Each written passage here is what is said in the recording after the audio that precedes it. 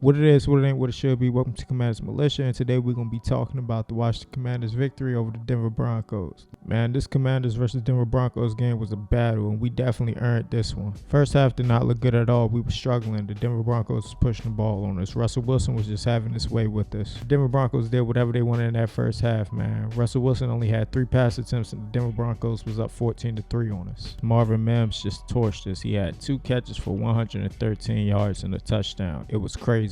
The Denver Broncos had us down by 21 points, and we were able to fight back and get the victory. Jamin Davis definitely stepped up when he was able to get that strip on Russell Wilson when he was rolling out of the pocket. That was a big play, and I felt that was something that really gave us the momentum going into the half. Cody Barton was also there following up with the fumble recovery. So kudos to our linebackers, man. They had a pretty decent game. It wasn't the best game, and I definitely do expect more out of them, especially behind this defensive line. But they played a decent game, and they were there when it counted. Man, I want to give a huge shout out to Emmanuel Forbes for getting the first interception on the season, man. I feel like this is definitely the first of many. He had a pretty good game. I definitely say he had a pretty good game. He did get called for a pass interference, but outside of that, he had a pretty solid game. You didn't really hear too much about him, and when you don't hear a DB's name called that much, I feel like that's a good sign. Man, what else can I say about Deron Payne? Scratch that, not Deron Payne. I'm talking about Major Payne, man. Major Payne, he just brought pressure all day. When we came out in that second half, he basically just owned that first drive when we were on defense. He had sacks, he had pass rushes, he disrupted plays. The guy's just a beast, and I'm so happy that he's still in burgundy and gold, and I'm happy that we decided to pay him. If you put in the work, you definitely will get rewarded, and Deron Payne definitely been putting in the work, and he's definitely gotten rewarded with that contract that he got. Chase Young, he also got his first sack in 701 days. So congrats to Chase Young. It's so good to see number 99 back out there, man. Man, our defense was able to get home 6 times. We was able to sack Russell 6 times, and I felt like that was definitely a key to the game. And I knew our defensive line was going to play a major part in us getting this victory today. Definitely seemed like we were getting outcoached in that first half. Jack Del Rio didn't really have any answers, and Eric Bieniemy, even though we was moving the ball, we wasn't able to get 6. We tried to attempt field goals, but we wasn't able to get 6. And in this league, you got to get 6 to win games. This offensive line was a huge key to this game. Going into this game, I thought that they were going to play a major role because in week 1, we gave up 6 sacks versus the Arizona Cardinals. We didn't give up 6 sacks this week, but the offensive line is still a concern for me. Charles Leno was beat like a drum on multiple occasions today by Nick Bonito and also Randy Gregory. We were able to solidify it a little bit in the second half, so I guess we was able to make some type of adjustments in the second half that we were able to neutralize their pass rush. But our offensive line, I still feel like that is our weakness when it comes to offense. Sam Howell, he straight up balled out. He showed you everything that you needed to see out of a young quarterback. This guy is straight resilient. Like I already told y'all, this guy is a gamer. Do not quit on Sam Howell because he won't quit on you. I tell you that much, man.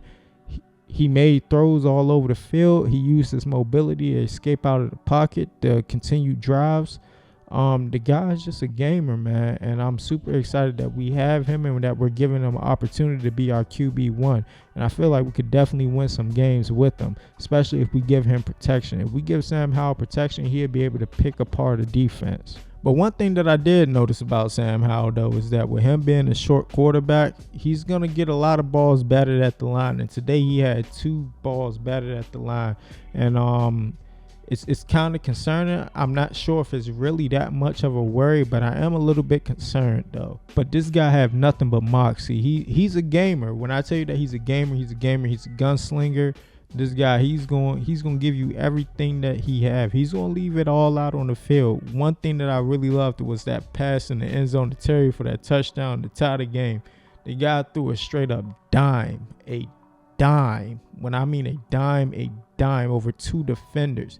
It was beautiful. And when I tell you that this guy have all the potential in the world, this guy definitely have all the potential in the world. We need to roll with Sam Howell for the rest of the season and see where he takes us. AG, he had a great game, especially us getting him incorporated in that pass offense. That's something that we really need, and that was something that I was looking forward to. And he was able to pick up a huge first down for us and put us in scoring position. While we talking about running backs, let's go ahead and talk about B-Rob, man. This man, he is a machine. Keep feeding B-Rob. He got us in the end zone. This guy does not know how to quit. This guy have nothing but grit in him, and he's going to run as hard as he possibly can. If a bullet can't stop this man, a man can't stop this man. So shout out to number 8, man, B-Rob. You definitely my MVP of this game. Jack Del Rio, he did what he had to do. He was able to neutralize this offense, man. He was able to neutralize the Denver Broncos offense, who looked unstoppable in the first half.